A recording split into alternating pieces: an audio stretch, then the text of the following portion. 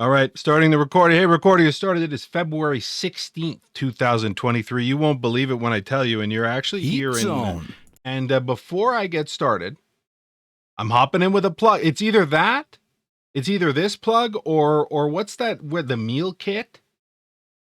They'll be like, my fresh meals. How many meals do you eat a day? How many alerts do you provide a day? How many meals do you eat a day? Would you like a meal delivered to you? So I'm going to try a different one. That's all I'm saying. I have a website called OTCmethod.com. It's a place where you can go to get nightly coverage in nice, short videos. Thank you for following me. Who is this? Frisco Rider. I'm one of those as well. I don't know if you can see it. Nice short videos, as well as articles and a live Discord where I am working all day long on your behalf in a the chat is locked.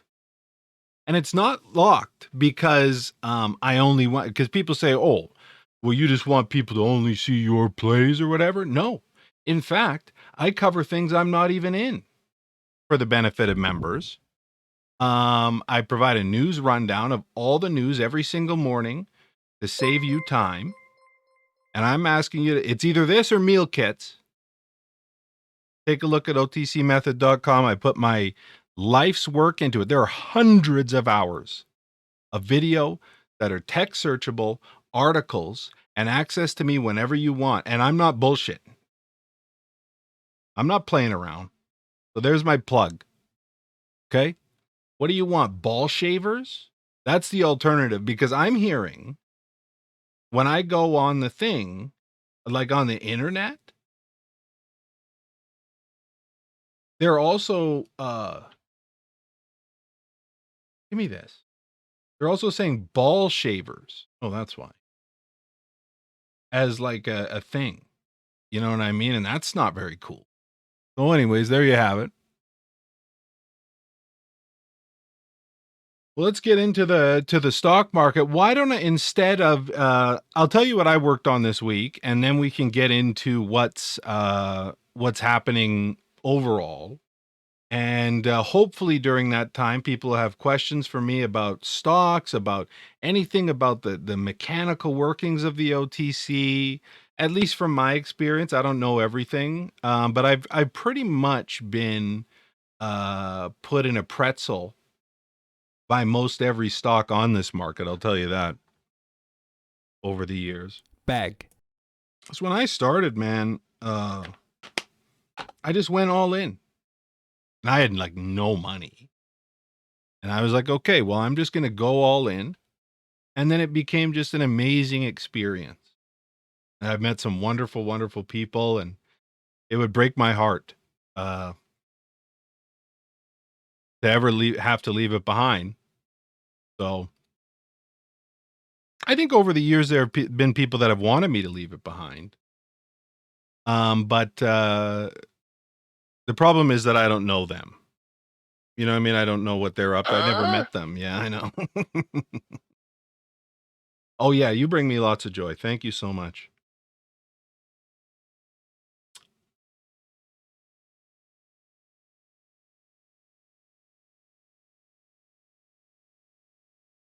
You bashed it. Let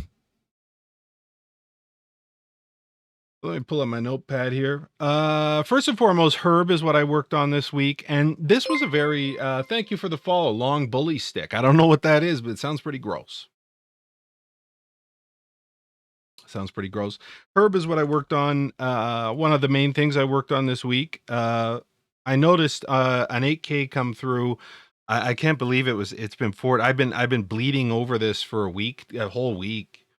8K come out that says that Manny Pacquiao has joined the company as a member of the board of directors and will be running their Philippine operations. I bought it. Let OTCmethod know what I was doing, and there was a lot of concern as to whether or not it would get liquid, because we're still, and I think we're breaking out of it now, because I've seen some decent moves on things that are different types of setups, but people are still obviously naturally concerned about something, as am I, about something that's a little bit more spready, a little thinner, the way it trades.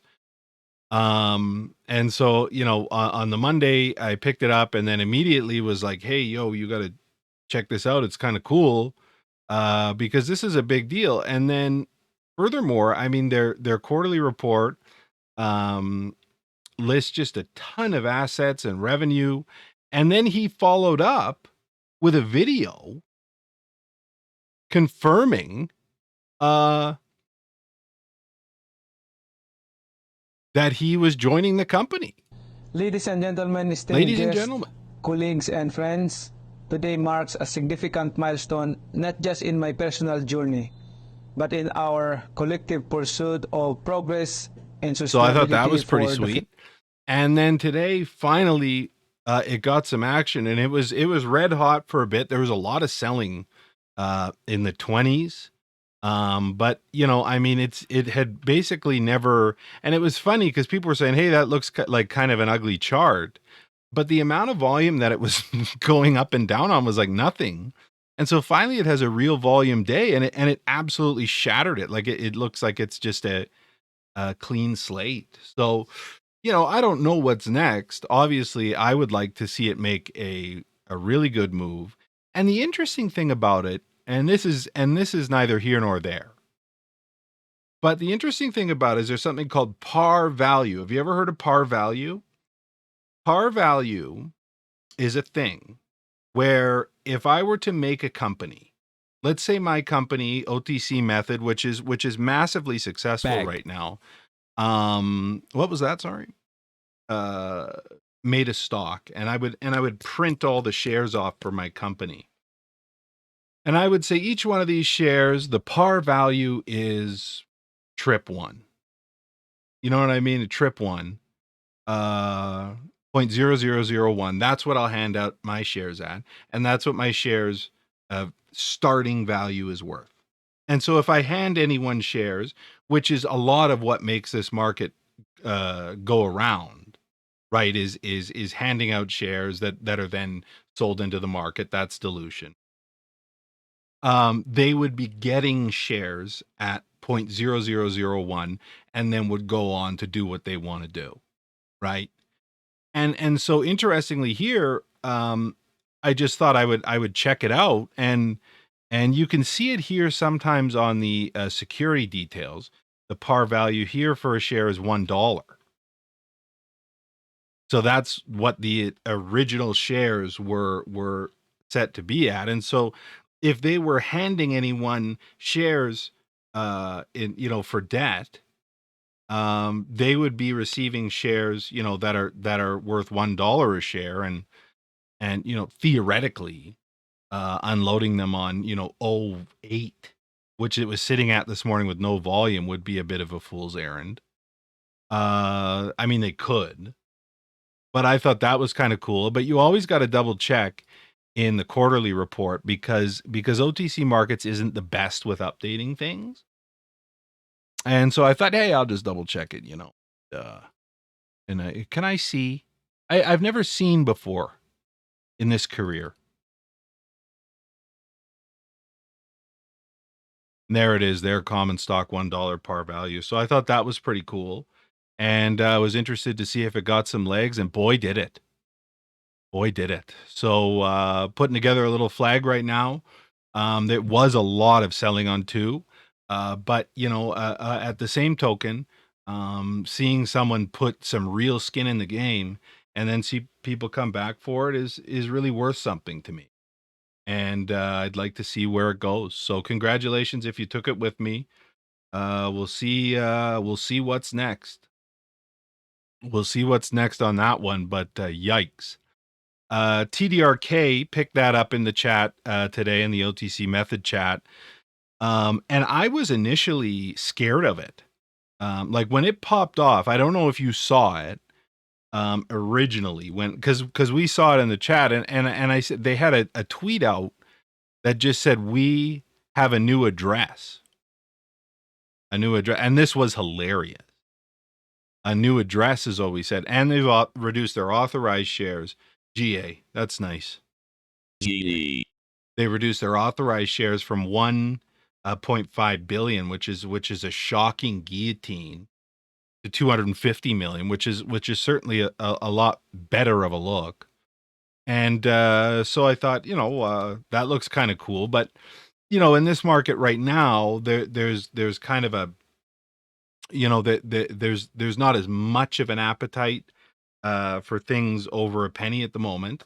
And so I thought, well, this might get ghosted, and I don't know how it will go. And fully expected that this would just get left alone. And then today it was going for that break here of that 25-ish. And I said in the chat, you know what? It's a thought with, O2 as a stop. You can see it right there. Let's see where it goes. And next thing you know, 375 into the close. It was painty, the 375. The bulk of it was more in here. You can see it with this candle, 33 to 35-ish. But so far, so good. I have no idea what's next. And, that I think that fear of the unknown is something that has always differentiated me and many others. I'm not the only. Many other OTC traders in terms of their ability to go somewhere where no one is and have the confidence to do so. And that moment from illiquid to liquid, where suddenly people go, you know what, shit, that's pretty good, is the purpose of this market and my entire purpose as an OTC trader. I mean, there are great runs out there that come a variety of ways, but for me, those mysterious things that are just crazy nice setups that finally just let go. I just live for it. Another nice trade today on FLES. Fleas is what we used to call it. I mean, back in the day, we used to call it fleas because it had them. And then it got rid of the fleas. And I talked about this a couple weeks ago here, if you recall, and did lose patience with it. But today, as it was pushing through the line, I said, there may be something there with O3 as a stop. Maybe consider where it'll go. And and they have historically been aggressive sellers. But the energy is there and the setup is there. And that's the thing, when the setup is there on a post-split basis, like to turn that, like let's say that the dilution tap just whoop, whoop, whoop, just turned right off. And now you're looking at, and I call it turnover, which I guess is a popular term now, so you're welcome.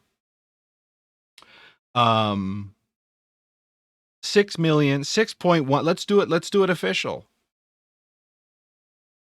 Times 0.03.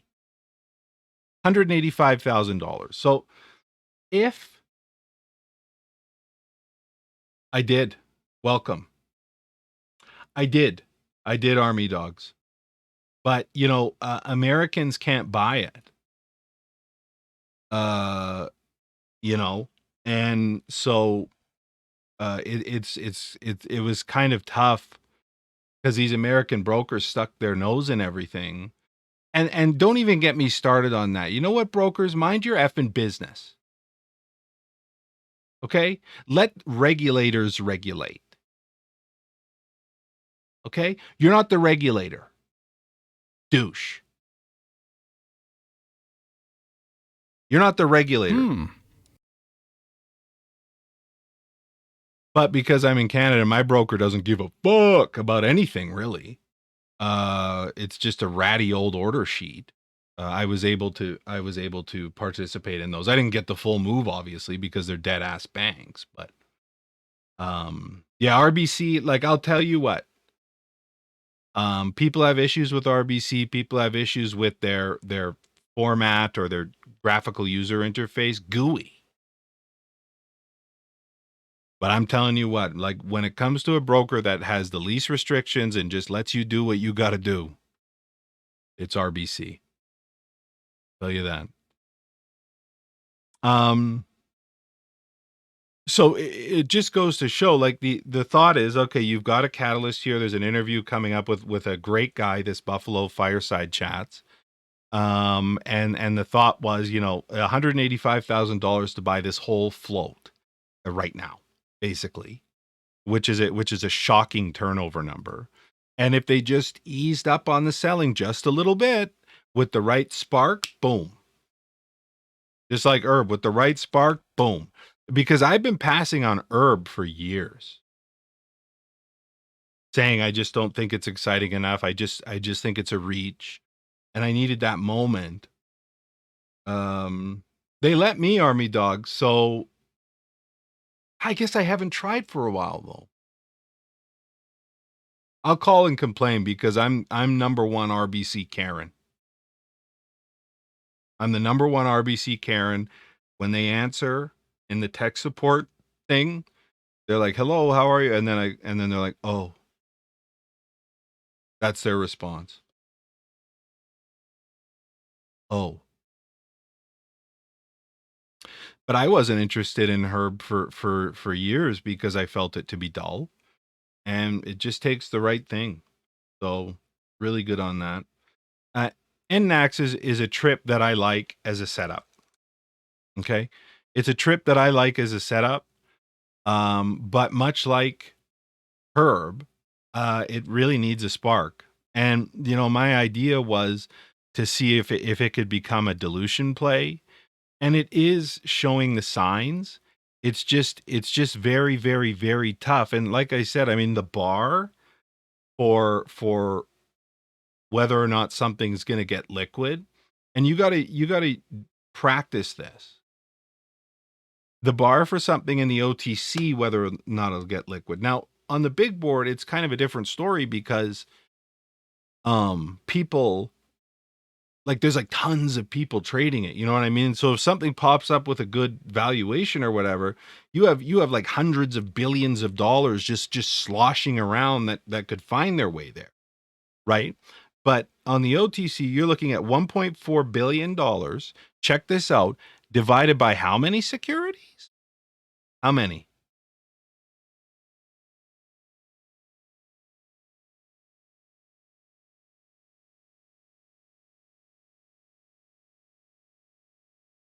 Which means that you're looking at $113,000 per day per ticker. And then to boot, you're looking at your dollar volume column and looking at the stocks that take the bulk of it. And you're looking at shit you've never heard of before, and that barely moves. So part of that precision is understanding that, like, if you don't have a value proposition that you could take to someone who's never traded before and excite them with, you're going to struggle to get liquid. And that's why oftentimes, like, I'll be I pass, and people say, well, this group likes it, or this, or da da da, or the blah blah blah, and I'm always thinking about uh would it interest someone who's never traded before? And if you can't come up with that value proposition, you're going to struggle for liquidity and price action. And so for NNAX, I mean, it's just such a good setup. I felt like I should at least be here because they're buying so much of it for some reason. I should at least be here. But so far it's done dick all. So been irritating. Steve, another thing I'm working on, and you can tell, like, because, like, I don't, like, I'm a real retail trader, and people can debate whether or not I get a volume advantage because of the OTC method chat and stuff like that. But, like, I would argue to you that, like, there are lots of places out there over the years that have had a volume advantage, and they took advantage of the volume advantage, and now they're not here anymore. and I'm still here. And my only thought is, does this have broad appeal? You know what I mean? And so with Steve, like these guys, and if you don't know it, this made a great move back in the day. Um, these guys are letting people know that they're close to closing some type of a transaction. You know what I mean? And these guys and they're letting you know that they're like right with it. And now they're shooting for the end of the month, so a couple of weeks. We don't know the nature of the transaction. We don't know what the transaction will be. But for me, I was saying, okay, would this be the worst place? On half a bill, which is at these prices not terrible. It's not the best, but I mean, look what Spoozy did on 5 bill floating. You know what I mean? And so down here, double bottom on the daily, now getting a perk on them looking to close the transaction. I just thought, why not see where it goes? You know what I mean? And so, everything I do is in real time. And, I just thought I'm going to see where it goes. So not much action yet. Some okay action, but we'll see. So certainly interested in that. KRBP had this week. Took the break on right about here when they announced that they cured cancer. Or reducing curing. It's partial curing.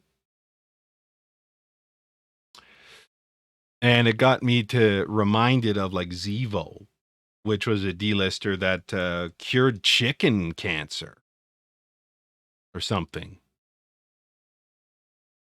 It cured some chickens, which had big implications for the food industry.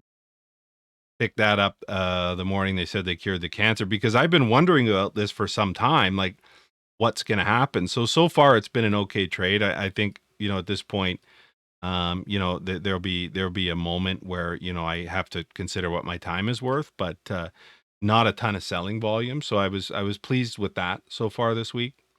Very pleased with that. And one I'm not pleased with is Psych. It's made an okay move and it's held up okay. But there was a ton of volume down low, ton of holders, and I would argue there's some really unnecessary dilutive selling there.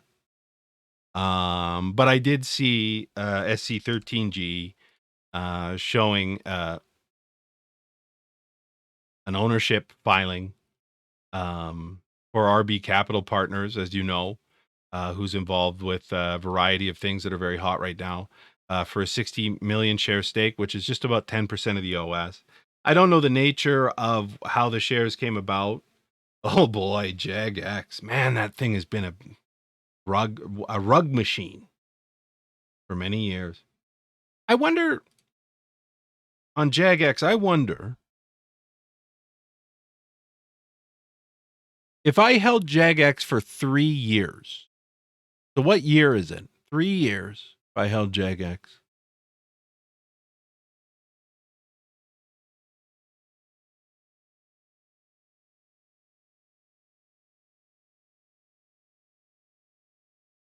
There you go. 3 years.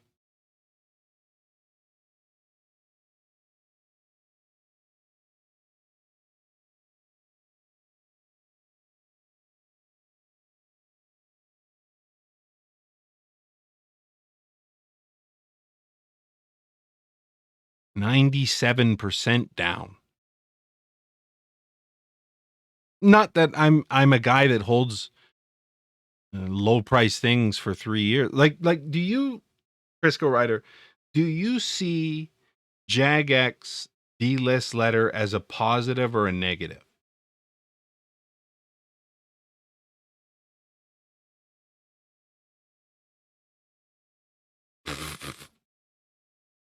What do you have to, like, I don't know if that's good or bad. Like, I don't see it as very good. What's the gain you'd have to get? You only need 135,000% gain. Easy peasy. Like, is a delist letter good to you or bad for JagX? Oh, because I don't see it as super good, because of the fact that the market it's moving to does this a day. You know what I'm saying?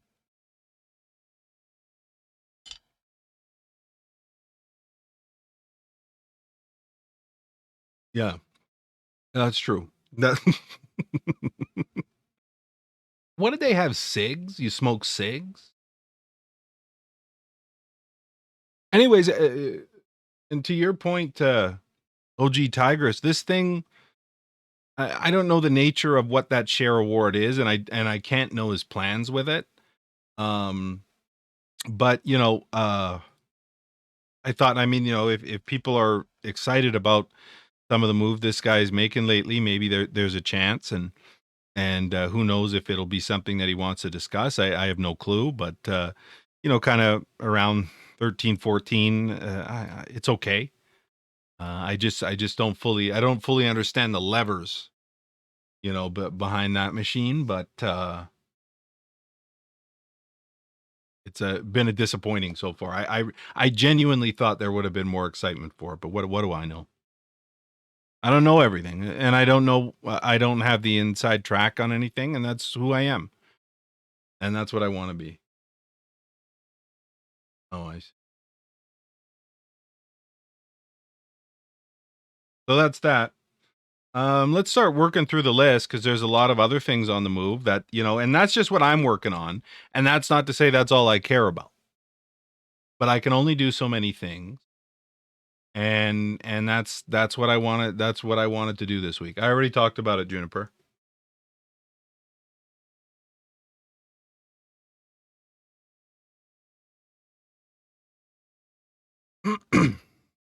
So that's what I want to do.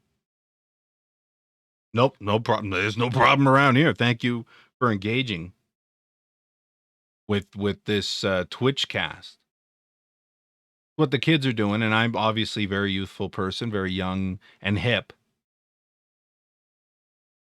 What are we saying these? What are they saying these days? You know what I mean? I'm high key. Listen to this. I'm high key King Call. And by the way, if you don't know the story, the name King Calls, it's not a serious story. Like, it's not a serious name. Like, I'm not actually walking around saying, "Oh yeah, I'm the king of making calls." We had dealt with some. It was the weirdest thing. It was like some like cyber bullies or something, and they had decided that they were gonna. I don't know what. Thank you for following me, Super Robot OTC.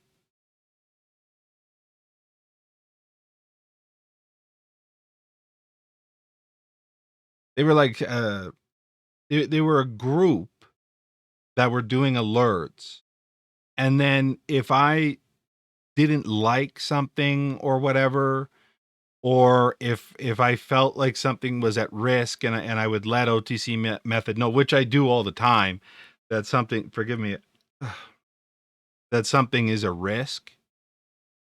And if it was one of their plays or whatever, then they would go out of their way to make my life miserable, call me out on Twitter, blah blah blah blah blah. And so what I decided to do was, any time that they were involved in something that would move, I would spam Twitter with my, like, me being the king of making calls. And so everything they did was just buried in like hundreds of tweets about how, like, I'm the king of making calls, and nothing they could do or say could really get out from underneath the weight of all this shit posting. And it was just a funny name, and it ended up sticking. And now people love King Calls, and I recorded that sound that day. And then they all blocked me because they didn't want me to see what they were alerting. None of them are even around anymore, of course.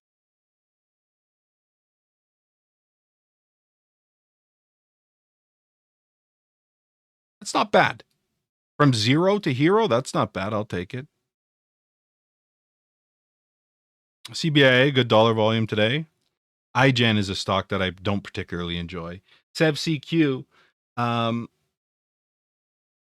problem with SevCQ, Pat Son, as you know, is that they want to split after the commons are saved. They want to do a reverse split. And that was why, like, because you recall, you know, I had, what did I have on SevCQ? 0.018? Right after Christmas, 18 was just rocking, and it was red hot. And then they said, "Yeah, we're coming out of bankruptcy. Commons will be saved, but we're going to split them." And they just shit all over me, and it's never recovered since. And clearly, no one really wants any of that smoke to do with their reverse split. So, I mean, it could certainly get legs if they don't care. I've got this resistance here that I have an alert set on it. So if it broke through and they started not to care, that'd be good. DLOC we talked about last week, as you know. It's underway. Not the fastest, but pretty good. You've got your 30-minute oscillator, which is really, I think, the best way. You can't perfectly nail dips, but I would have been terrified here anyway. 30-minute oscillator. It hasn't moved too much back to the upside, but it's now reset the oscillator. You could use a MACD as well, and maybe it could keep moving. There's not really much to say. Certainly, staying above 25-ish would be ideal for that. I mean, because the dollar volume is so low. Like, because what did it pull today?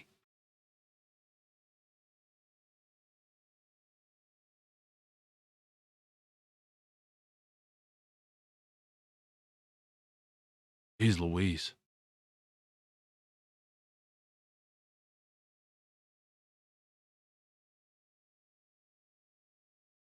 So, you know, it just becomes an issue of, like,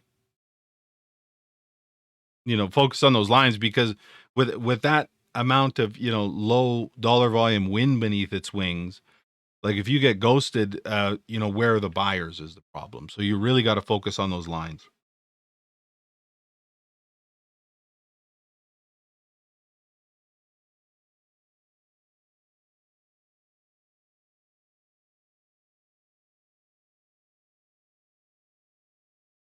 Fern, little move today.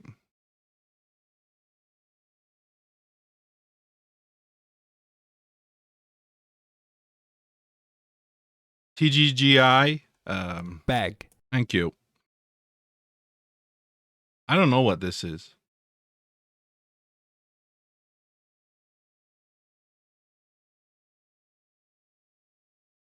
This guy, man. And he doesn't stop. Look at his ass. He doesn't stop. Like, if your question as to whether or not it's good anymore, I would argue that it's not good at all.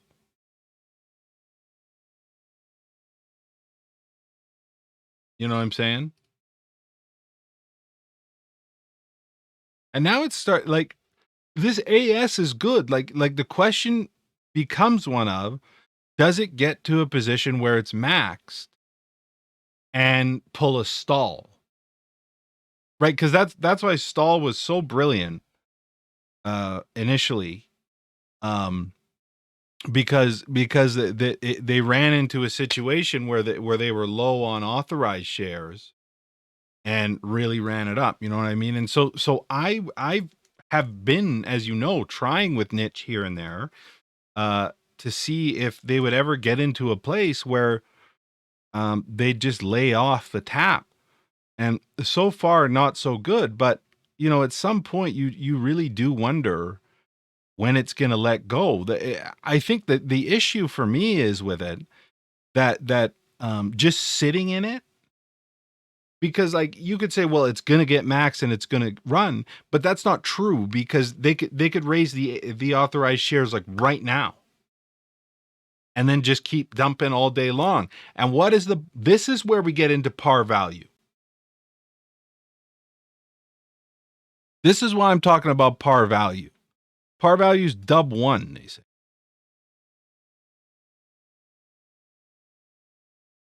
But is it?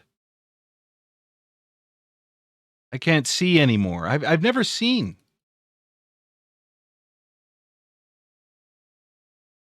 Still dub 1. So they're just handing out shares and unloading them for dub 1. It's all gravy. Yeah, well, I mean, what was that? Were you around when the boner doctor got arrested on Rimrock? He was handing out too many boner pills. Thank you for the follow. Killa Ken Patchy. So like I see it on niche, and it's not too far gone by any means, but I'm just wondering, like, like I could sit here for months and do nothing and then have them raise the AAS on my ass. Oh yeah, so they had a doctor who was in charge of Rimrock at the time, and he was handing out boner pill prescriptions too freely, I guess, down in South America, wherever he was, and then he got arrested for giving out too many Viagras or something, and so Dr. Boner got arrested. And prior to Dr. Boner getting arrested, this guy, he had hijacked it or something, and then got arrested with Mark Miller, and it's just a filthy, filthy, filthy shell, and that's why it never gets as liquid as you want it to, because people are always like, sure. Sure. Yeah. You're doing that? Mm-hmm. Sure. Sure. Yeah.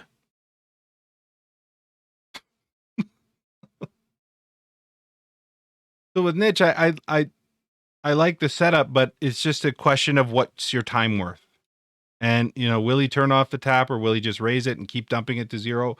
Lord only knows. I would assume that at some point this could get a real move far beyond this, but I don't know what it's going to take. And I don't really want to be sitting there, especially when there's moves like Fleas and Tide Rock and Herb moving and allowing it to move. I just feel like, why am I here? Why would I be here? You know what I mean? And it's a different philosophy for sure. But for me, I just don't understand why. Yeah, it was a really nasty history, Tigris. It has been many years of various scams and schemes, none of which came true. Finally, Dr. Boner got arrested. And I remember after Dr. Boner got arrested on Rimrock, I was like, well, this will never be back. And then for some reason, people like Rimrock IMO, and I'm like, okay, but what is it going to take? What was I saying about TGGI? Bag. Thank you. Talk about cults. Phil is a bag for sure. I don't care. I don't care. I've really eased up over the years, but when it comes to Phil, nope. No, sir. Not me. I'm not that guy, pal.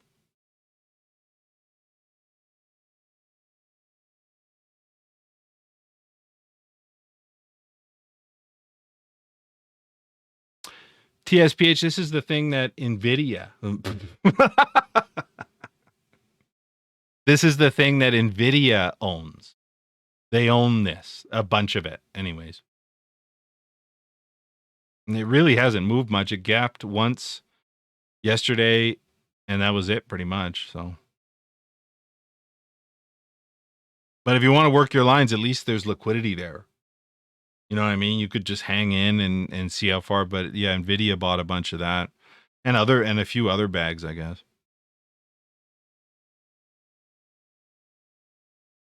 ARM, thank God for ARM. I just ripped some calls like 1,000% or something earlier this week. It just Made life a lot simpler. RSCI's hanging in there, and I mean, this has not been time well spent for me. TSPH, yes, it was. It was TSP, and now it's TSPH, and NVIDIA owns a ton of it.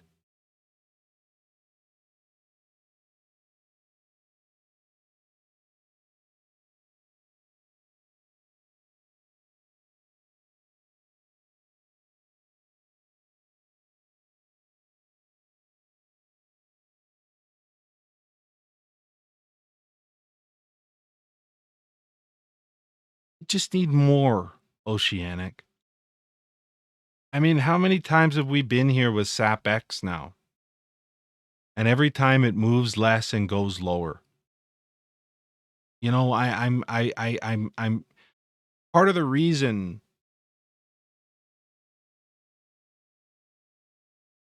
Part of the reason that I'm always doing things that get me zero engagement, zero interest, like until they move, and then people go, "Oh, sorry, I missed it."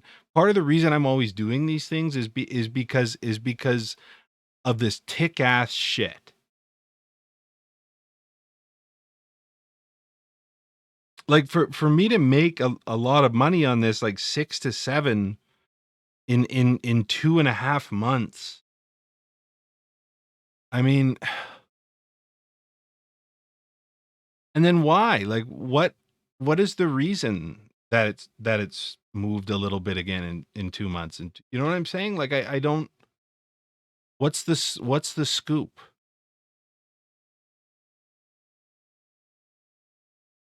You know, and I think part of why, because people were saying to me, "Hey, you know, in the fall, like OTC is back. I can't believe it. OTC is back. Why was it back?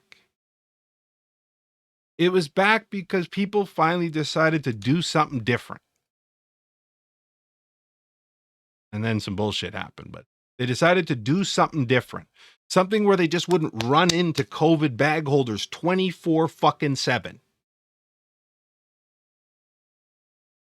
You know, and so time and time and time again, like I'll be part of some monster move, and the reason is always the same. But it becomes about everything else. You know what I mean? What can I say about SAPX? What can I? And there's other, and I hear people throwing around all sorts of accusations about the CEO. I don't know. I don't give a shit about that. I'm just talking about whenever we go fresh, we get movement. Whenever we go old, we don't get movement, and then it's just tick flip festival.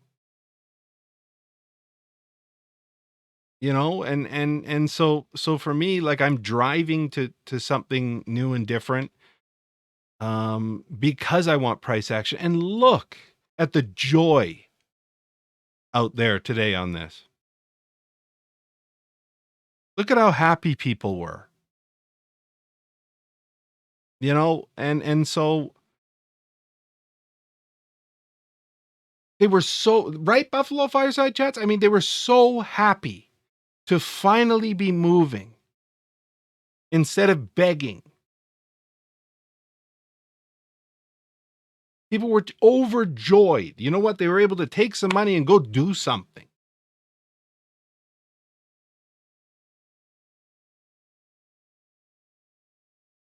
You know, and so I mean, could SAPX move? Sure, but yeah, whatever this is. Oh, let's see. What is this? Santrian? What's this? Santrian? Santrian?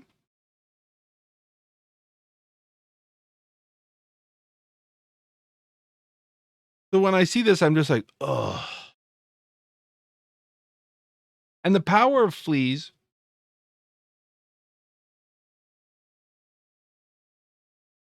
I guess this nose thing I've got is related to this psoriasis shit. Yeah, I have some.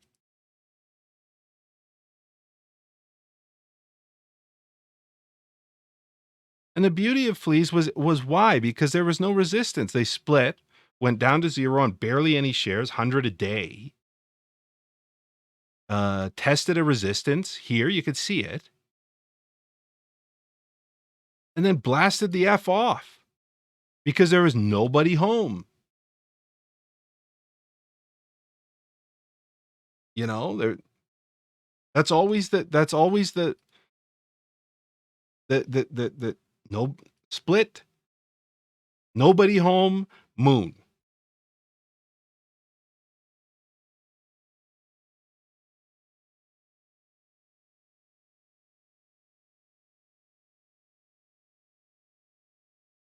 Nobody home, moon. And on and on and on and on. Yeah, I have a suggestion. I mean, because I was trading with, first of all, are you in America or Canada? Because that's going to make a big difference. Let me know about that, and then we'll talk about it. You know what I mean? Let's talk turkey. So that's my feeling on Satbacks. U.S. Okay. So if you have a smaller, this is for all American people. I'm speaking to 34 of them right now, so this is really a big announcement. When you make an account, you get defaulted to a sub $25,000 margin account, which means that you are a prisoner to PDT rule. And PDT rule, as you know, will make it so you can only make so many day trades a week or whatever. And you might feel as if this is causing you to bag things.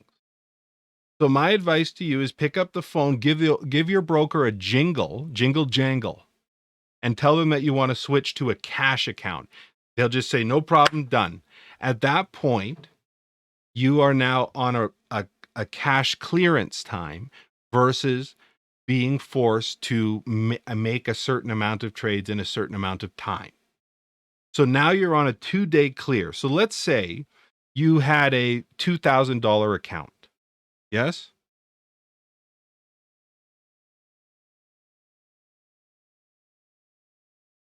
So there it is. And you've split that account. I don't want that.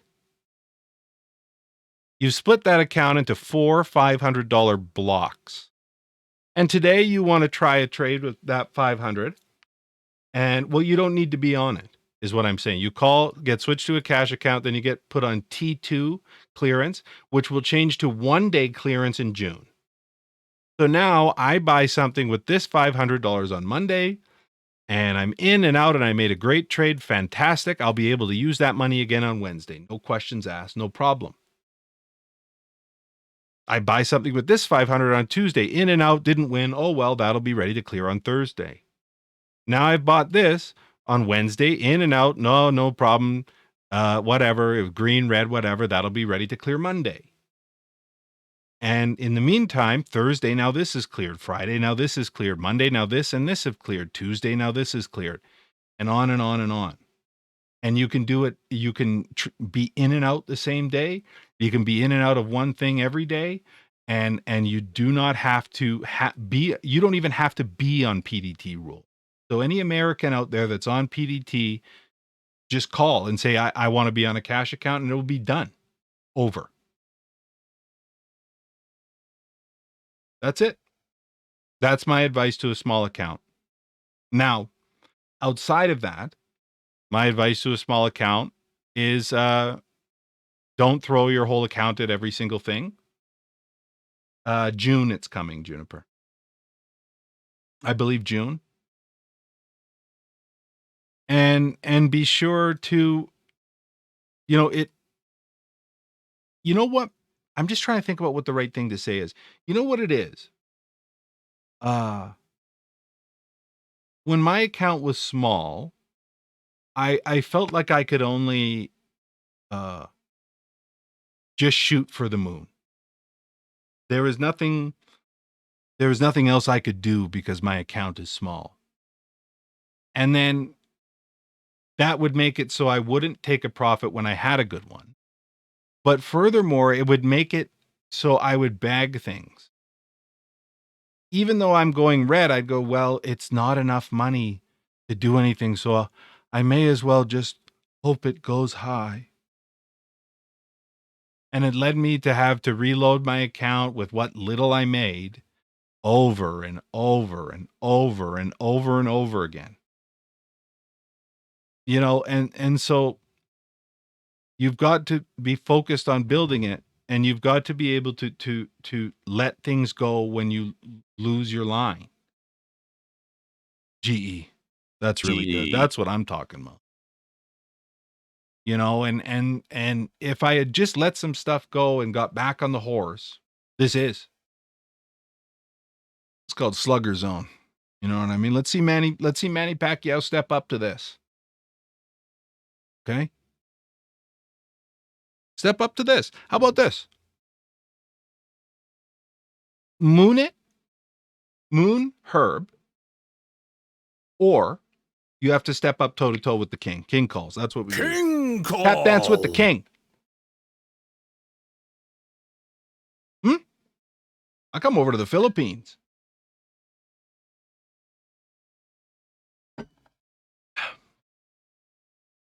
What was that on?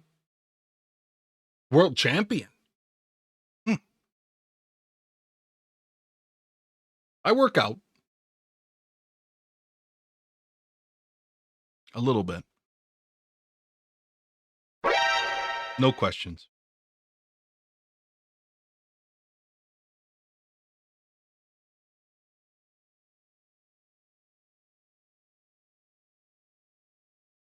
Good. Good chat.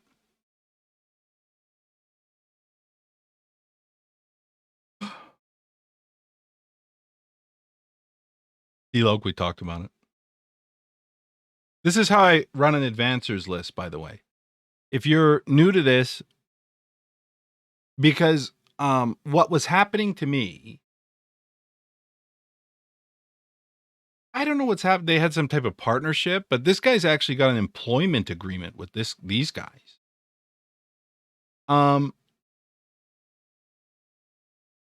What would happen to me was I didn't know where to find a play. And so I would find all my plays on social media. And there were some people on social media that had a great eye and a great information. And there were other people on social media that were just bagging things and very convincing to me. They were like, you know what I mean? Last chance to load more. You know what I mean? That was one of the things what else did they used to say? Many things. Last chance to load They more. would say that for sure to me all the time. Many different. I've got many things that they used to say to me. They would say the whales are coming in. The whales coming in, the slapping ass guy, there's overseas guys coming in, groups loading. And they would tell me to average down. And it was always the same few things. And flippers are out. The flippers are out. Meanwhile, they were flipping on my ass. And I was like, oh, good, thank you. Thank you so much for helping me. Bag.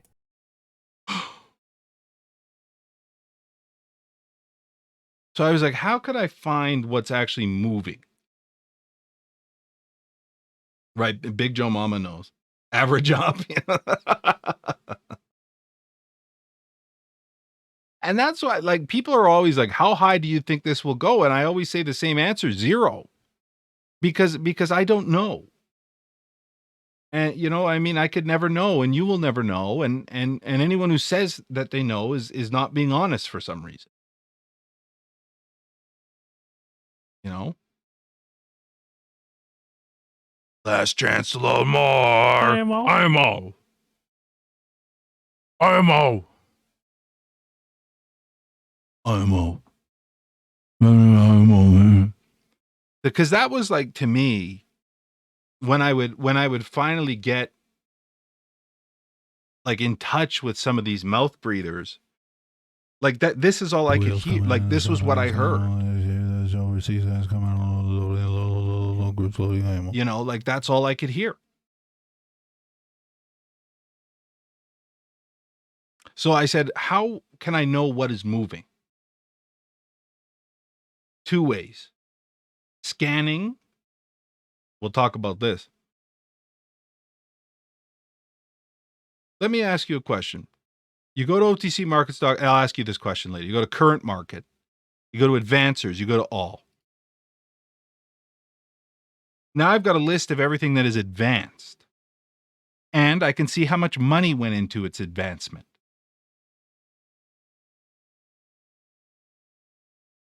Now I can create a list of everything that has moved decently well, tab them open, and investigate why. And I can investigate why in a very simple sequence of steps. I go to the disclosures tab. I see, is there anything new that might have caused this move today? In disclosures, no.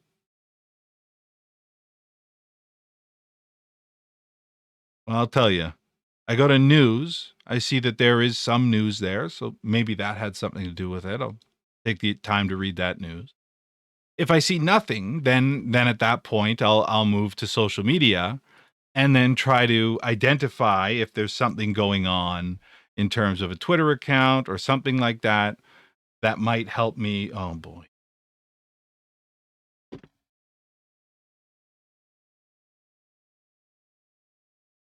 No,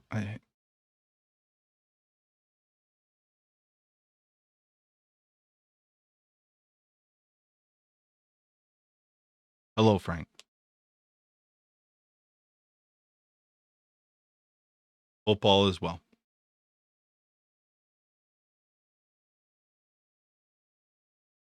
Then I can identify, okay, it's moved because of that.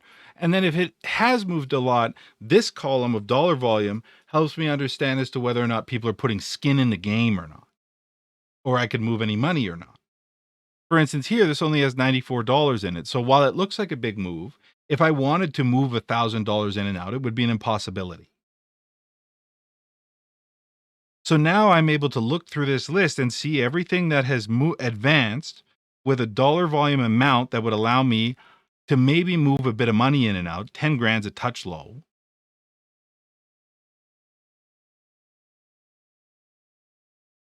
Well, maybe. And then I can begin to make a list. I'm glad you are, Frank. I would say I'm not. And the reason I'm not, Frank, is because like every single thing that you did and said was going to happen never did. Do you remember that? Or do you remember when like retail traders would accidentally tweet company shit about one of your companies from their personal account and then delete it and have to switch it to the company? Do you remember that, Frank? Do you remember it, Frank? I remember it.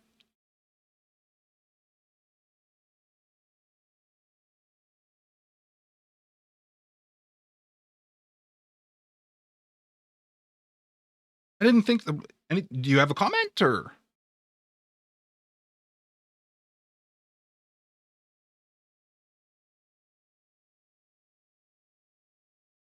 Oh, trade the trade. My apologies. Thank you, Phil Army. Crushed. Mm.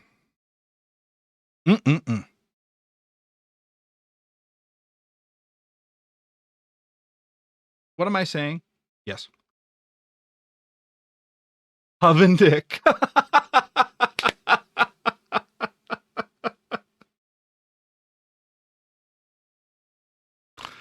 What was the one on all the Frank? There was a bad guy on the Frank Custos too that they were so mad at in the court documents. He wasn't Hoven Dick, he was someone else. On all the George on all the George tickers. Wait until they deal with him.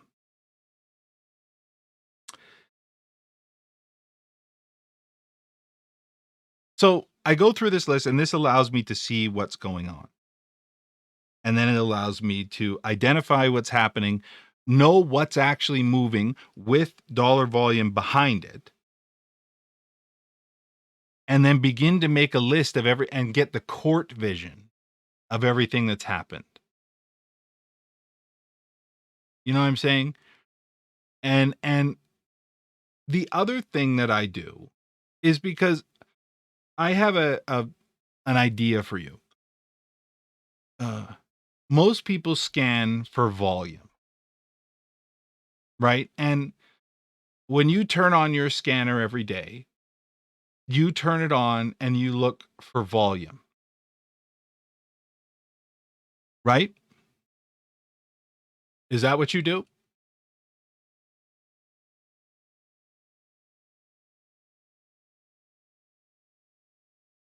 Which is why oftentimes you only hear about the same tickers all the time.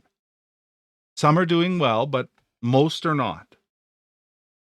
Because they have the most volume, so they're dominating your scanner. And stuff like Herb, stuff like Fleas, stuff like KRBP, all liquid, all big moves, never never come across your desk. So what I like to do is switch it up, and I'll switch my scanner to scanning for price action instead.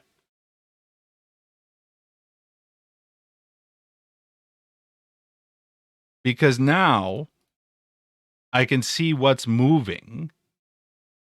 I can only see what is moving.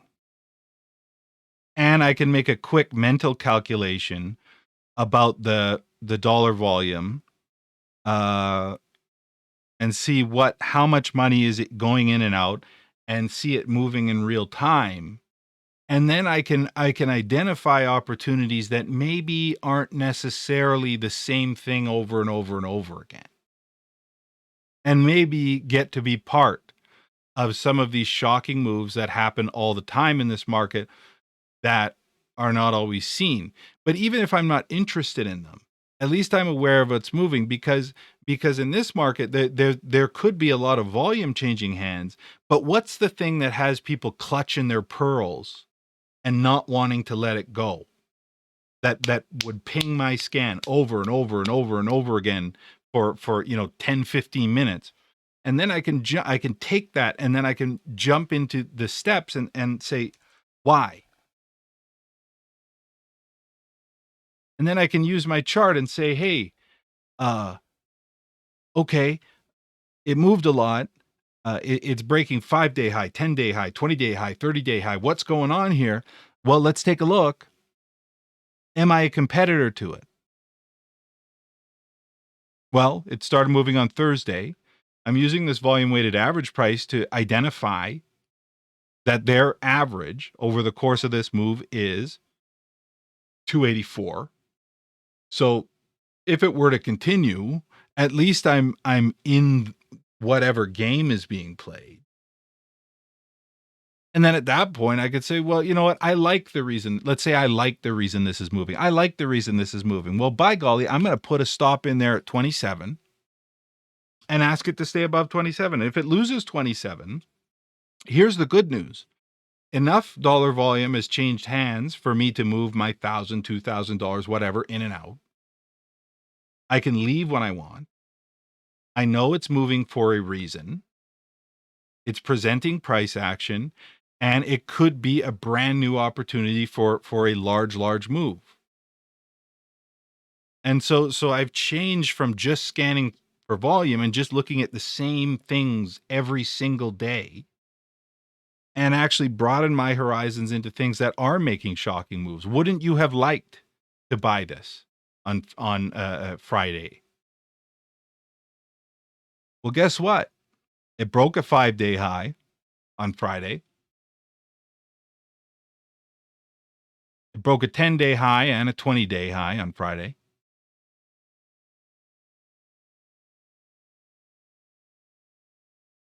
It broke maybe not a 6-month high, but you know what? It pinged me 3 times over the course of the day to let me know to take a look.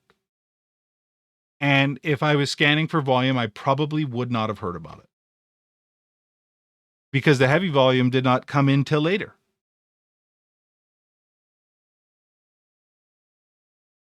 So that's a thought when it comes to how to be able to see the OT. Because I think a lot of us don't see because we only scan for volume. And so we don't actually know. And then you'll hear about some shit like a herb move, 05 to 20 in 4 days.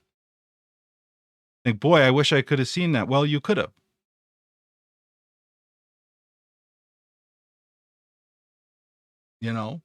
And so that's part of the way that I'm always trying to originate, and this process is part of the way, and that's why I always do it.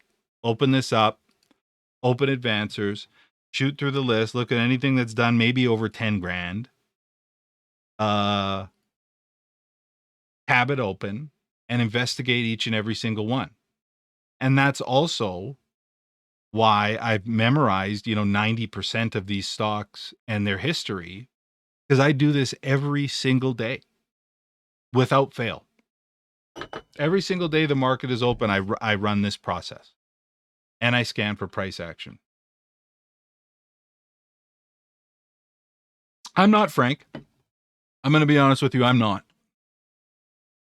I'm to be honest with you, Frank, I am shocked that they're even allowed to be on the stock market anymore, Frank.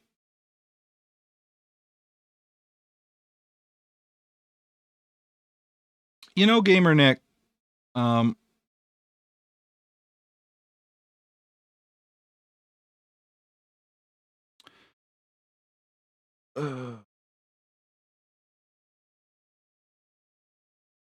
I would like, once upon a time, a couple years ago, when COVID was over and they were supposed to be tightening, the Fed was supposed to be tightening. I thought that, and I looked around and I would see all the people who were beginning to get eaten alive by inflation. And I said, you know what? At some point, the consumer is going to roll over, and demand will be destroyed, and these stocks are going to get crushed. And I was right for a bit. And then it started going up again, and I doubled down on it. I said, well, they're absolute. This is it. Because when you look at the trend line of where the S&P 500 is versus how it has moved historically, this is insane.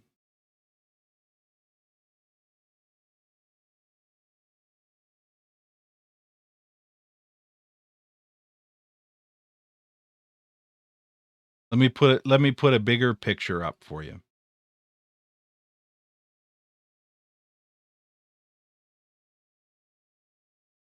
There's your stock market. There was your big bloody Monday. And I realized that the only thing that matters to this market now, anyways, is central bank activity. And whether or not the consumer is, what difference does it make if the consumer is floundering, if they're just printing endless amounts of money? What difference does it make if everyone I know is doing worse? If central banks keep printing money, what difference does it make that we're all just eating shit from the inflation that's caused by this endless money printing? Apparently it doesn't make a difference. And so when it comes to your question, what should I do? I have no effing idea. And part of the reason that I went back to the OTC was because I felt it to be a fair market. I felt it to be a place where actual humans with their own money trade head to head and use their wits and move things that could really make a big move without just a nanny state stock market. And so to your question, I don't know what you should do. But I'll tell you, when I hear everyone telling me time to go long, time to go long, time to go long, consider this. If you held just the S&P 500 from 2009, they're up 360%. They're even up, there's just so much. Look, this is the average price that all these boomers are holding this shit at. And so the question, like, as to whether or not, like, I could ever feel comfortable being long on any of this, the answer is no. And I don't know when the day of reckoning is. I don't know when people are actually gonna when people are actually gonna be in touch with what's happening on the ground versus what's happening on this stock market. But you can see the moment right there where they turned on the money printer, right there, 2008. They turned it on also in the 90s. Alan Greenspan turned it on in the 90s. But then they really turned it on in 2008 and kept it on. And now you have this. And it's getting repriced because of inflation, because the dollar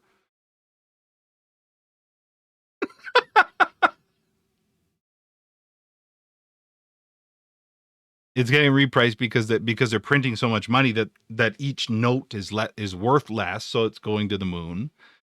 But at some point, you can only nanny state supply and demand and an economy for so long until the invisible hand comes in. And does that mean that this is going to go down anytime soon? I don't know.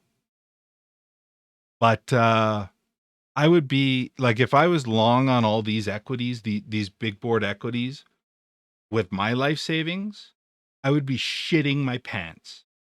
There's no way I could be there. So should you hold it or should you not? I don't know. I mean, they could keep going.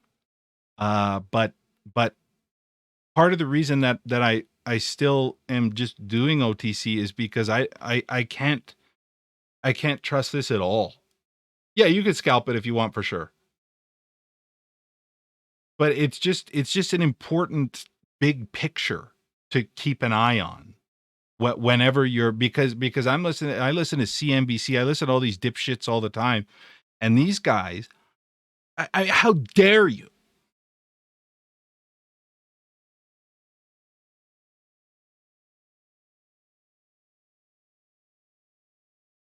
And then when do they turn off the money printer? When that moment happens, look out, man. And it'll have to happen.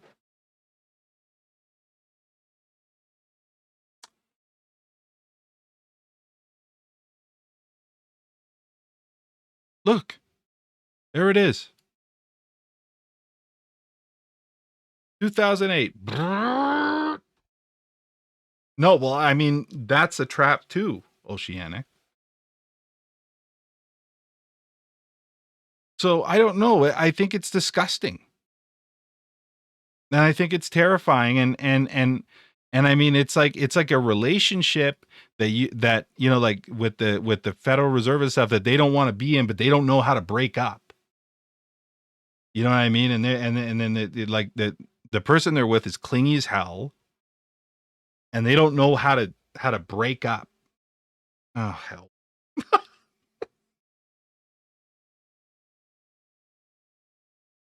So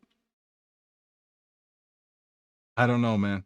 It will be a nasty, nasty scene, Buffalo Fireside Chats. And that is why people like you and this guy who just told me to trade the train.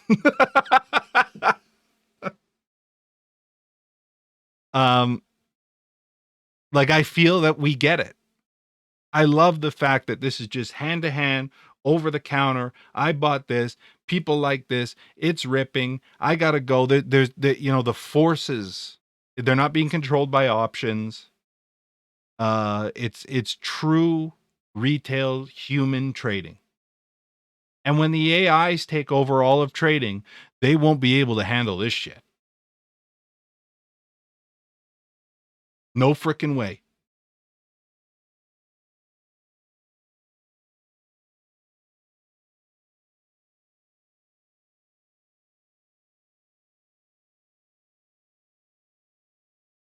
Finish making this. Where was I at on this list? Yes.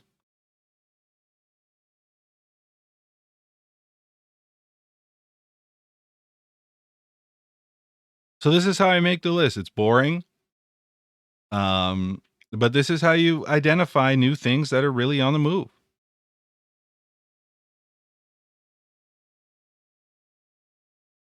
We've had some of those, Crisco Rider. Frank, you remember where's David Schittle at? Thank you.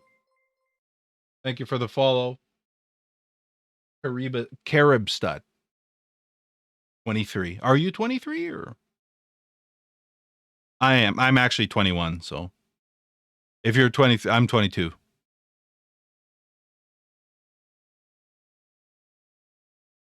So AI couldn't handle this, it would have a meltdown.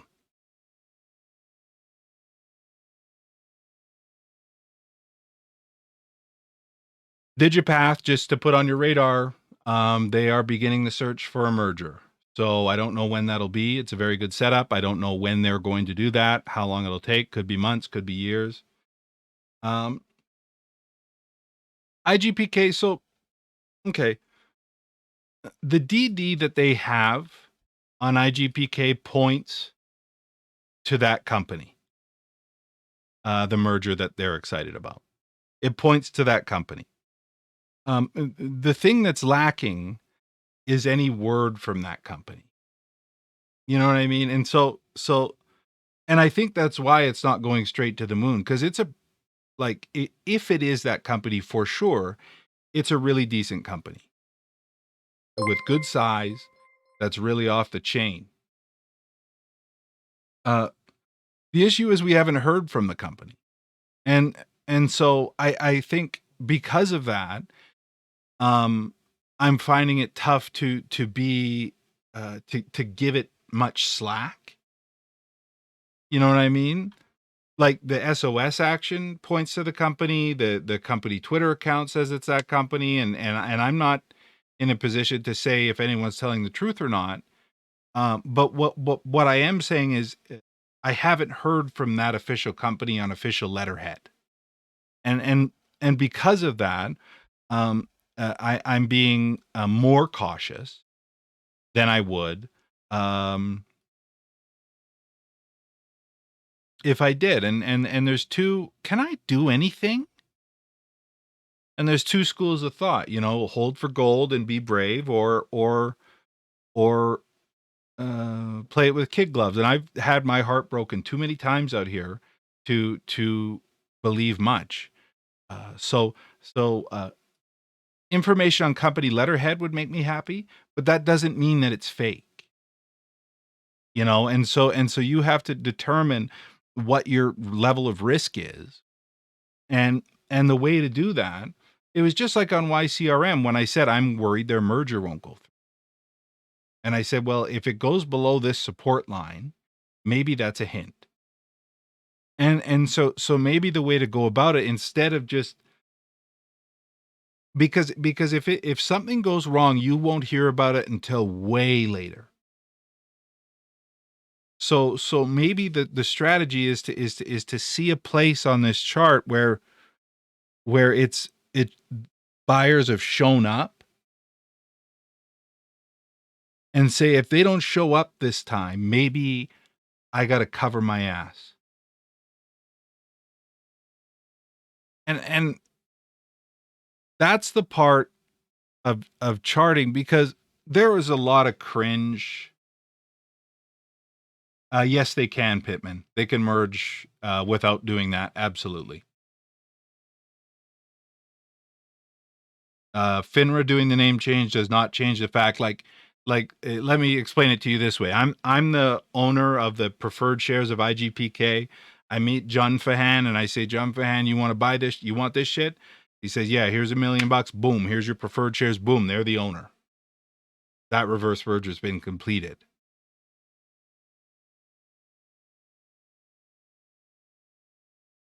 So what FINRA does, at what time FINRA does, it doesn't change whether or not the transactions happen. And that's why something on the company letterhead would make this a lot simpler.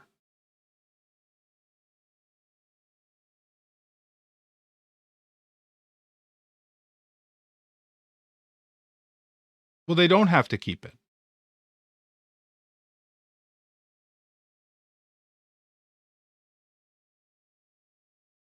So the way I would do it, Kels, is,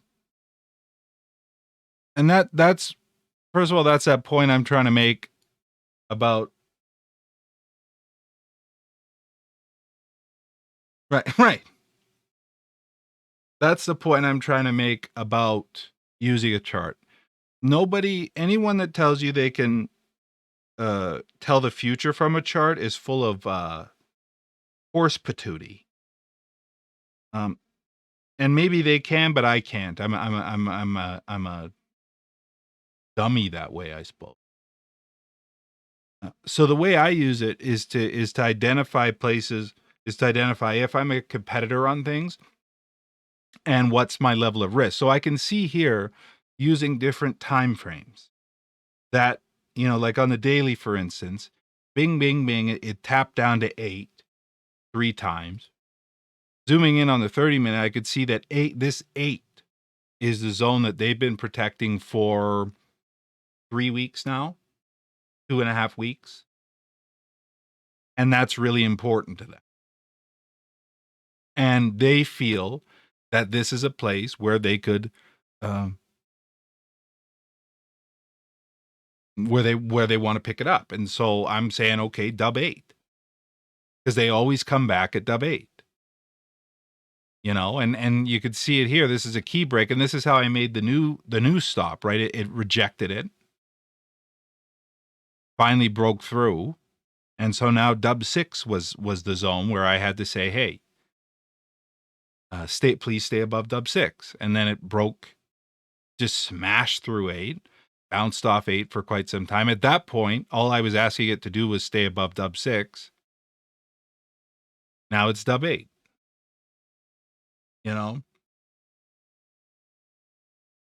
Yeah, that's what it is, Buffalo Fireside Chats, and that's not to say it can't happen.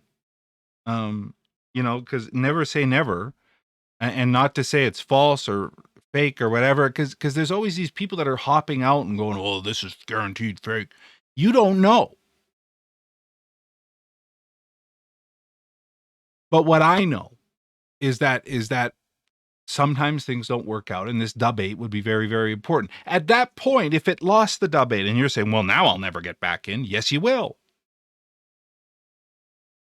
Because it loses the dub 8, and then you use your oscillator to pick up the point where it crosses again on 30-minute.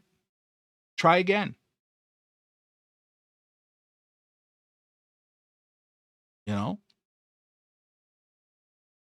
So that's the word.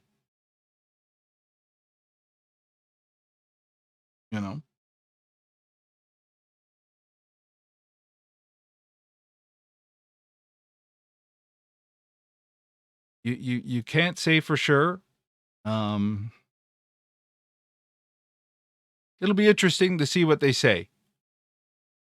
And how they, I'll be interested to know how they'll be able to raise capital on this setup. With this many people in already, I guess time will tell. But you can't know everything, and so that dub 8's a key line. The key line. And then if it smashes this 125 once and for all, then just like that dub 6 became dub 8 was your old dub 6, now that 125 is your line. And if it doesn't like blow it away and it comes back in, okay, dub 8's your line. And then if it finally blows it away and starts tapping down on 125, well, guess what? That's the new level. You want to be long, but if you want to be long on things, you must segment them.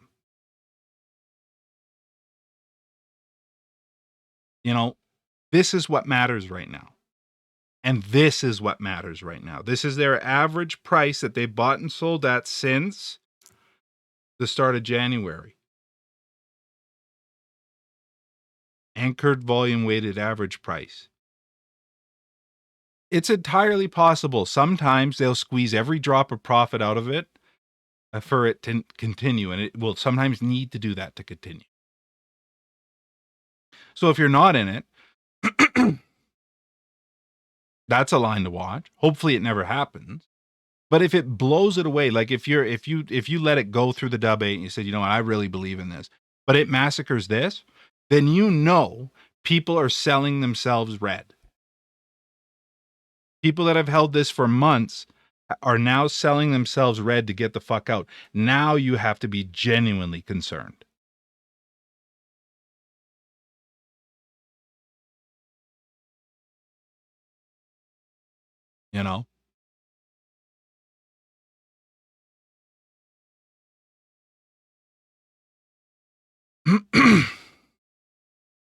Toys R Us F. You know what my advice to you, Gamer Nick, is? If you're in a position and it's causing you that much stress, turn down the volume. That's what I say. Turn down the volume. Okay? You don't need to have all that. Because a position it's not one solid block that you must either let go of or keep. It's okay to if you're starting to feel that, listen to it and maybe cut it in half. So you don't lose sleep over it. If you're losing sleep over positions, it's too much size.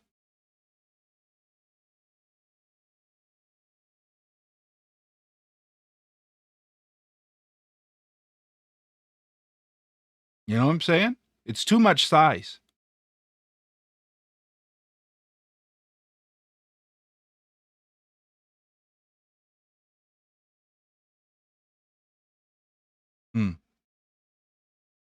Yeah, that's been moving pretty decently well.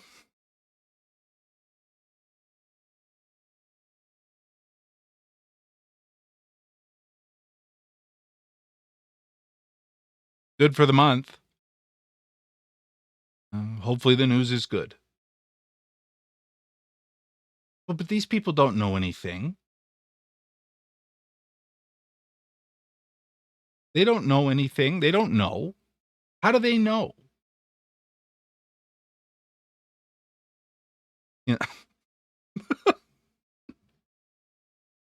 The only place that people tell the truth is right here. When they actually put real money on the line or take it off the line, that's the only truth. Because I could say anything. But when it actually takes a chunk out of my ass, then I'll speak it here. And that's why there's so many people that don't want to use a chart. And this is boring to them.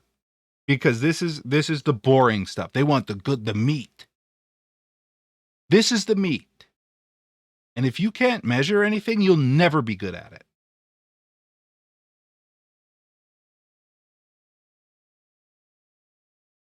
You'll never be good at anything you don't measure.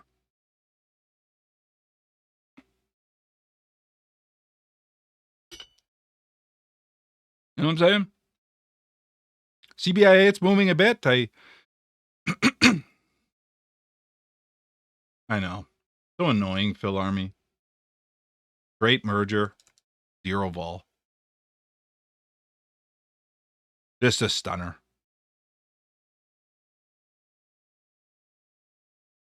Right. But they could change it at any time, right? Sometimes, like, I know what you're trying to say, Pittman, and you aren't wrong.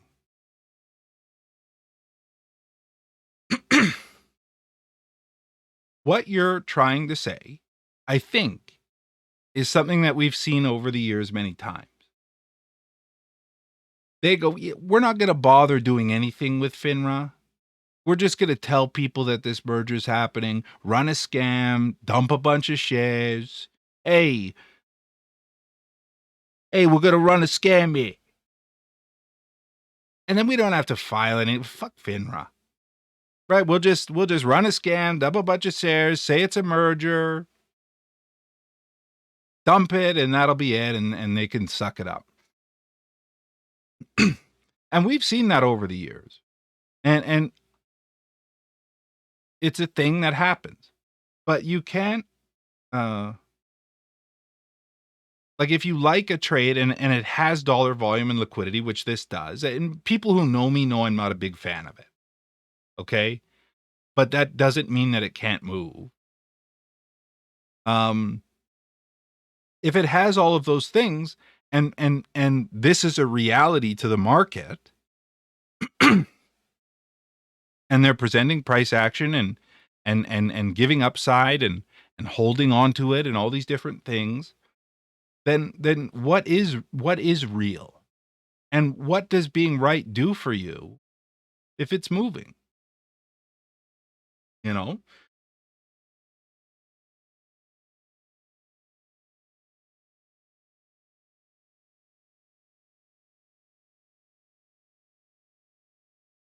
So this is moving. It's very volatile. Got a resistance here that it's put in. Support. You can see it. You can see it kind of here and here and here. You see it all? Cows, you see it?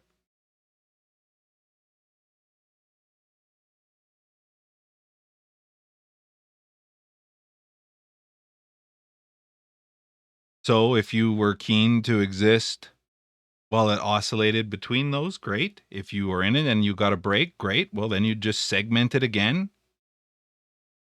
Now you've got your new level.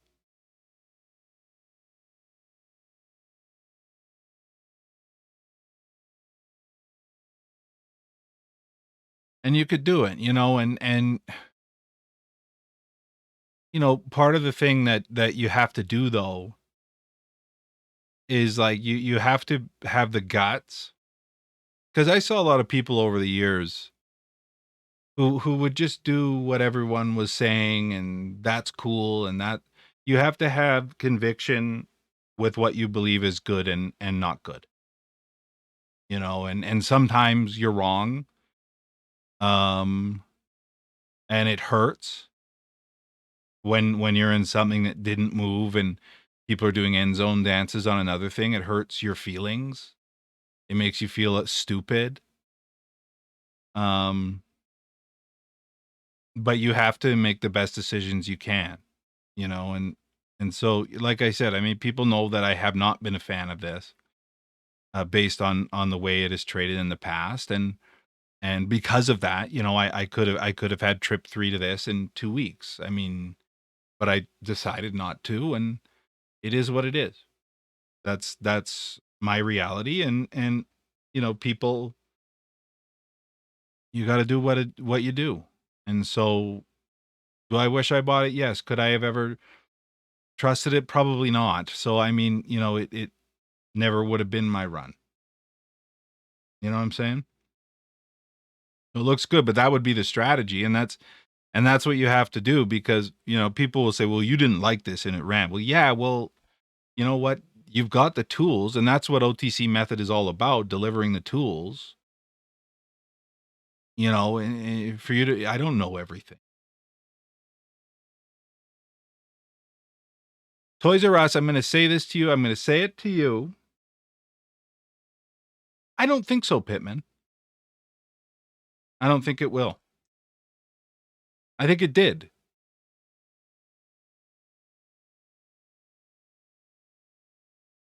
And now you're on dilution dialysis. Could be a trade right here. You see it? Could be a trade off of that. Could be a ripperoni right off of here. Could set that up with a 9 stop. See if you get another ripperoni. Burn it off if it goes through, because at the rate that this guy, you could see it, at the rate that this guy's selling, this could go to no bid. So will it go somewhere? It will bounce, certainly. Will it be a big, long, sustained, great investment opportunity for you? Probably not. Look. Think of this as supply and demand. There's your supply rising. There's your demand falling.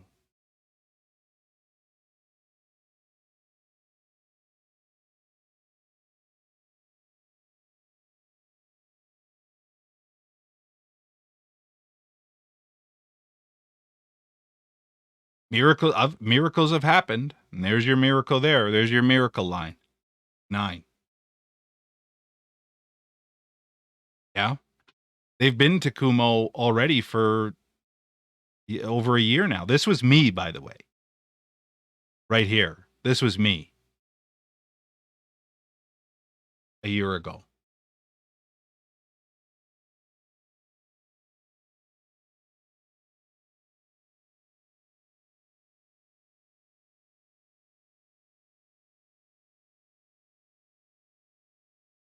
You know, this BMXI, Opti's been on the move.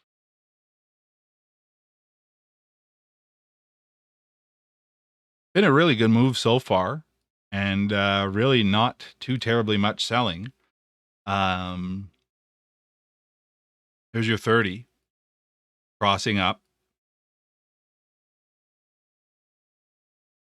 There's your resistance, and there's your support. Could use this anchor as a support as well, 32.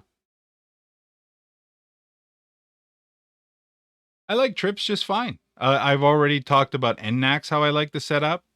I was there for many others, but the truth is that most of them don't move that much. I don't know what that is. I like plenty of trips. In fact, I don't know if you recall when I was begging for people to buy Trip 8 on YCRM in the fall. That was me. Begging. I couldn't catch a retweet. I couldn't catch a like. I couldn't catch a retweet, a reshare, a retootle, a tittle tattle.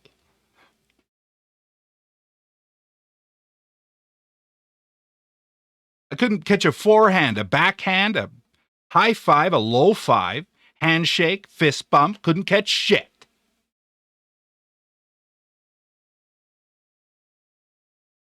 What is ULIF?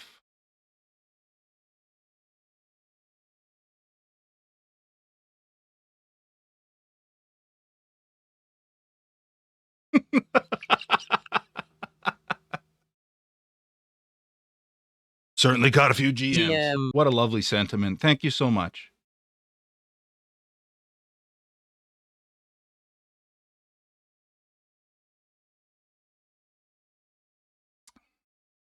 A foreign lithium play. I'm going to tell you right now, you betcha. I'm looking at this and I'm asking the question, what is your time worth? Because I'm trading this market for rips, moon rips, and 2 years of zero movement, 3 years of zero movement. Why would you be in this?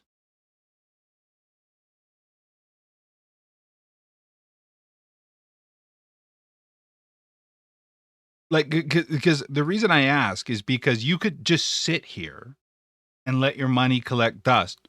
Or let's check this out. Pay up a cent for it to break the resistance. Like, if you believe it's going all the way, you could use money to make money on lots of things that are moving. pay up 1 cent if it finally breaks the resistance that it's basically had for 3 years. Buy it, see if it rips again, and go from there. What else is there to do? For a 1 cent 1 cent differential.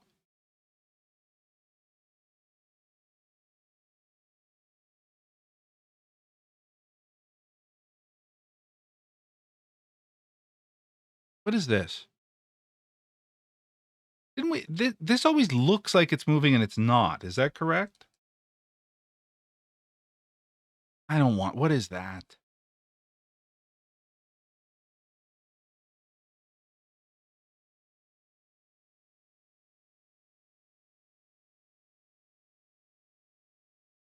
This ever how big was that 1 to 30 split? Did it ever bounce after the split? No.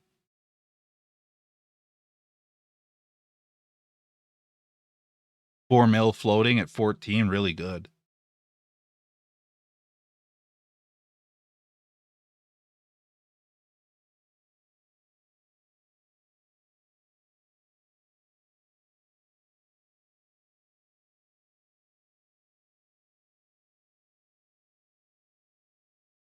Look at that, eh?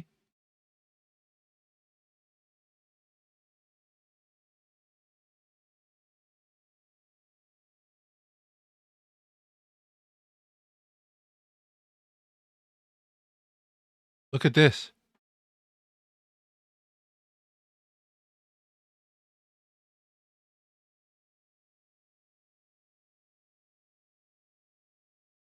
Yeah. They're really tough, Tigris. They just don't move a lot. And generally I don't do much with the F stocks because I just don't see kind of ups. Jeez Louise, eh?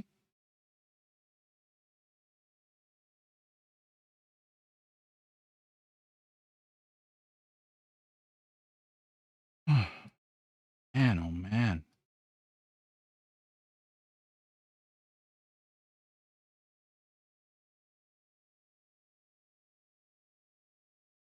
What if, eh?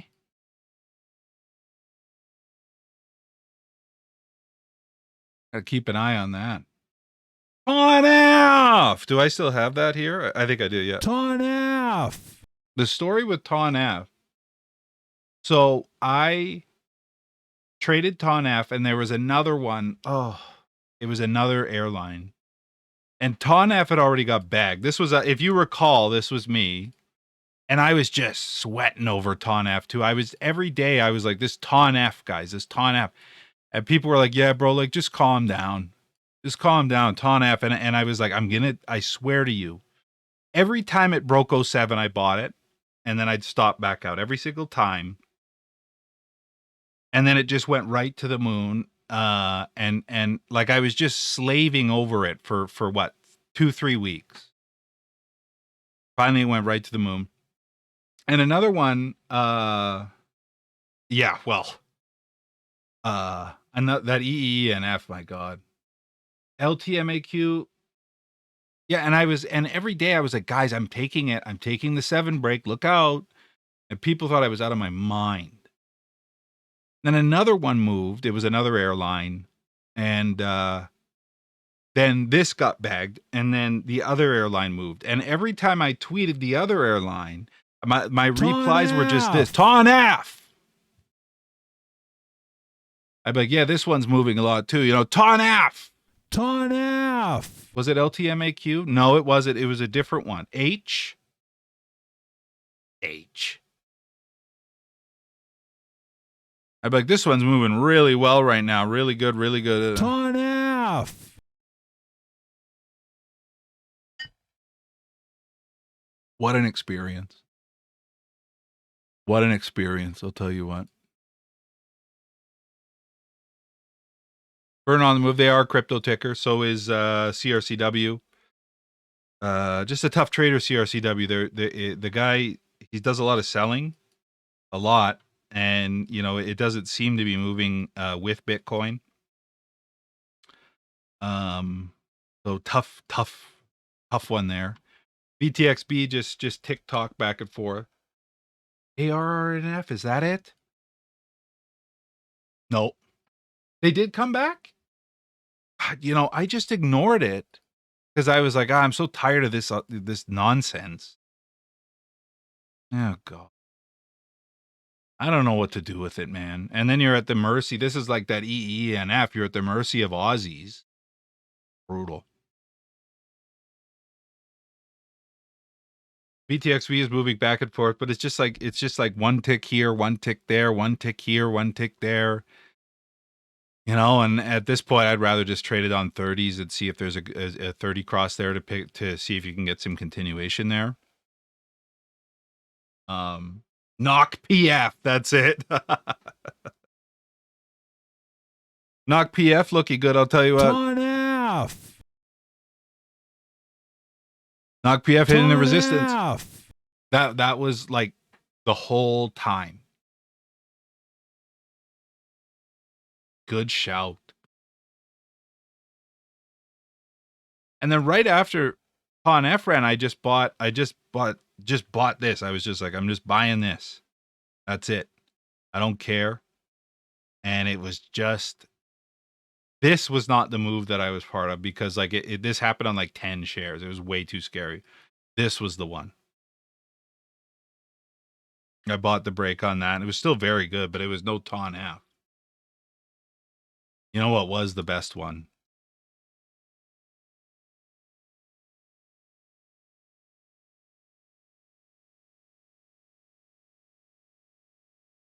I bought this. You'll never believe it. Sub 0.2. Because I said they would move the vaccines in freezer packs. It goes to $3-4, and I figured that I was the master of the number one trader in the world. No one could touch me. The king broke the resistance. I said, yeah, they'll never be back, you know.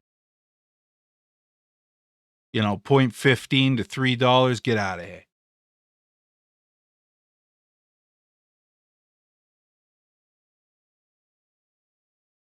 And that's why I learned a long time ago that when you think something is too high, you have no idea. None.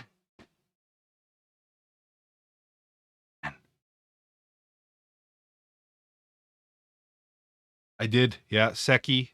What was that? 60 cents I bought on Seki 2018. I did well here, although I had no money back then.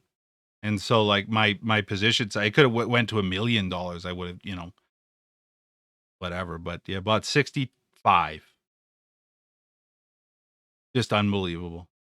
Just unbelievable. 70 it went.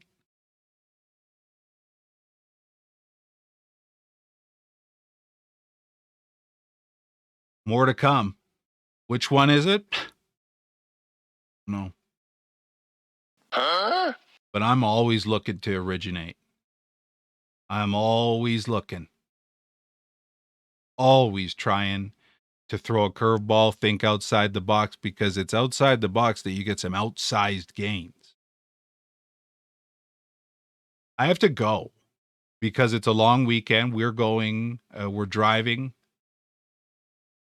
out of town. I'm not saying where because, oh my God, we're driving out of town. So I got to drop the dogs off at the kennel. GE, if you feel that I'm a person that could be helpful to you with your OTC trading, hit me up on OTCmethod.com. I'm the guy. It's just me. There's no other guys doing it for me.